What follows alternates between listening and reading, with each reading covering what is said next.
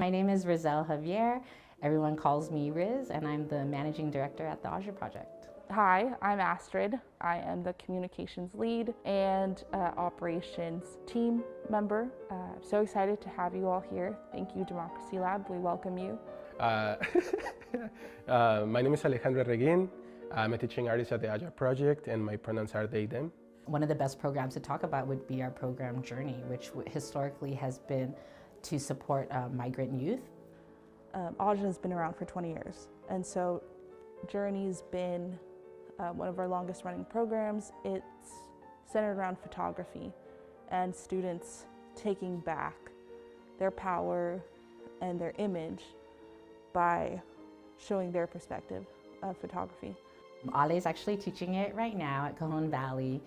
And there we work with newcomers in America who are going through the process of learning English and how photography and writing can be a tool for storytelling and just really like explore their identity in a place where it's not really familiar to them. Something that's really beautiful about that curriculum is oftentimes most of the students, I would say 95% of the students are ESL students, English as a second language. And so the biggest challenge is like, how do we talk about narratives when language is a challenge? It's actually really cool, and I think that's like my favorite class to go is because I am myself an English learner. I think we work with a lot of people whose lived experiences don't always allow for their voices to be present in a room.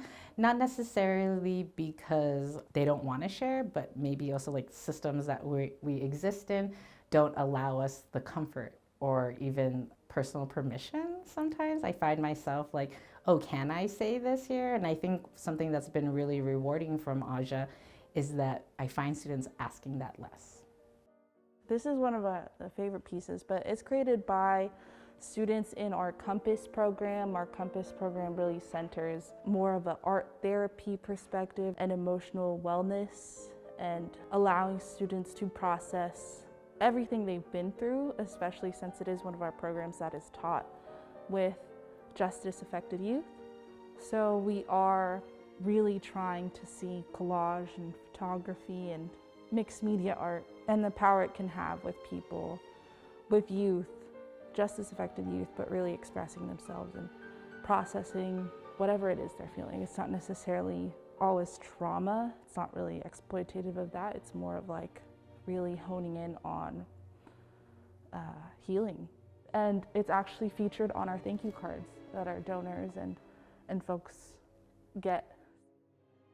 So having received this grant from the Democracy Lab, one of the things that we've been able to benefit from is actually giving our teachers an opportunity to be out in the community, talking about their personal work. So I think that the Democracy Lab was able to help elevate our staff.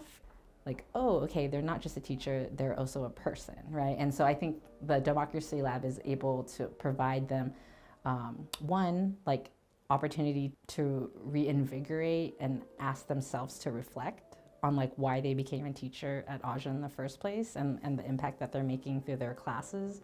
And then to elevate their personal story. Everyone has like their own personal story that they want to share, and I think that's what really binds us. I dropped out of school when I was 14.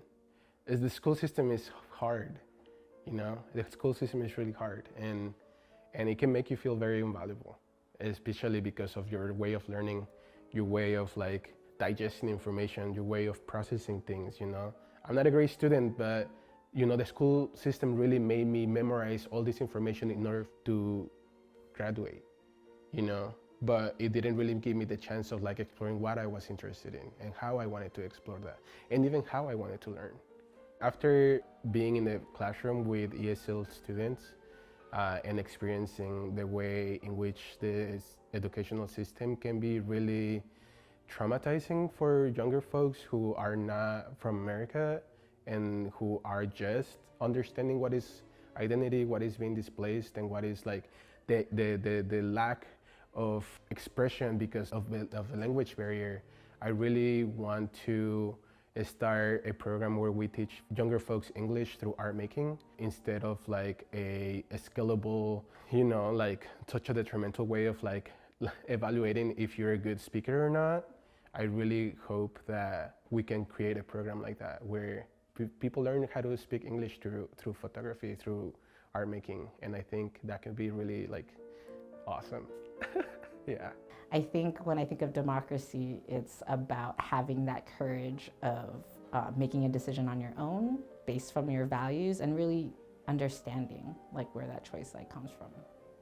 You know, I never really defined democracy for myself. And I think that's a good start, right? It is a loaded word, and the way that I understand it is really being able to share your voice. Like that courage to be able to say it as a statement versus a question, I think is an experience that I see happening in our classes, right? And so when students are learning to practice like how they want to talk, oftentimes in the beginning of the courses, you see them presenting it as a question. Hey, can I do this? Or what do you think about this? Or I believe this. I feel like there's a saying, right? Like everybody knows the saying, like a picture is more than 1,000 words. I think because of media and because of photography and like image making, like I was able to really understand what is the way that I wanted to express and what is the message that I wanted to share, because I couldn't not express it in words.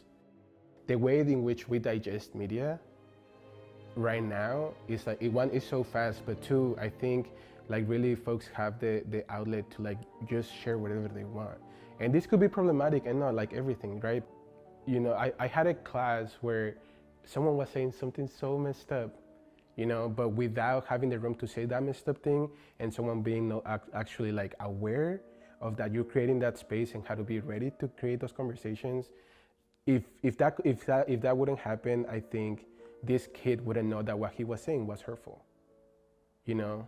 So I think just really creating spaces where students can be themselves, and with whatever discussions and conversations happen because of the way that they are, I think that's what we really need.